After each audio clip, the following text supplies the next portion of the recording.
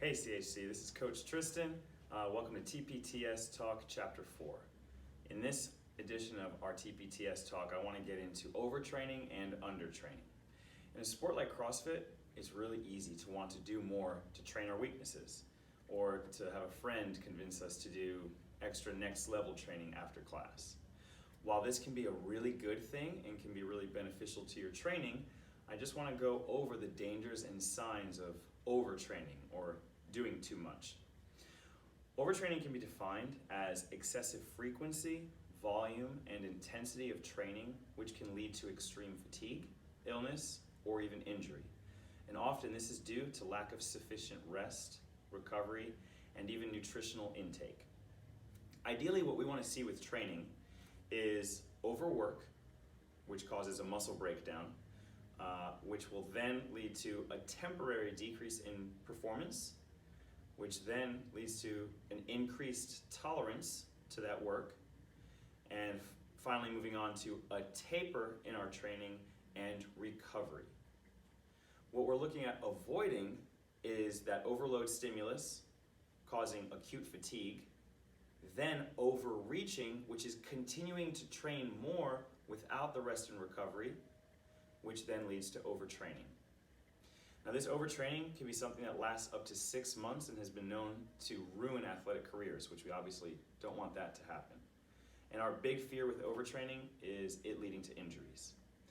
Now, signs and symptoms of this overtraining can be looked at as a decrease in motivation, increased tension, fear, anger, depression, anxiety. And then on hormonal changes, what you'll see happen is a decrease in testosterone at rest, which is obviously not a good thing, and also an increase in cortisol, which is our stress hormone, and obviously none of us need extra stress in our lives. And lastly, the performance changes that we'll see with overtraining include a decreased motor performance, decreased force output, altered immune function and or sickness, and sleep and or mood disturbances. So all these negative things that are occurring with overtraining are things that we should be aware of that if we realize that they're happening or we're feeling a certain way on a regular basis, that you might be overtraining and need to step back from your training for a bit.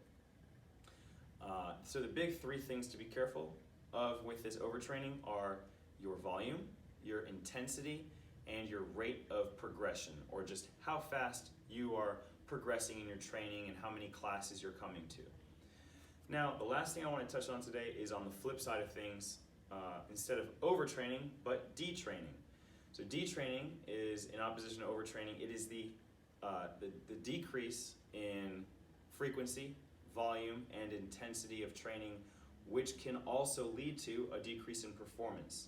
Studies show that strength decreases can be seen in as little as 2 weeks, which also is accompanied with a decrease in muscle fiber size, an increase in body fat percentage, a decrease in short-term endurance, and less mitochondrial density.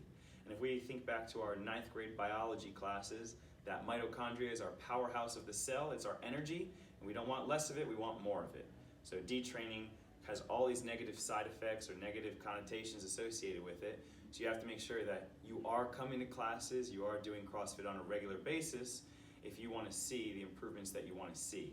So this side of overtraining and detraining needs to be met in the middle with an appropriate amount of stimulus that is appropriate for you in your training and in your path of fitness where you lie. If you have any specific questions about what your specific plan should look like, please come ask me or coach so we can make sure that you are on the right progression and the right path for your increase in performance here at CHC. Thank you.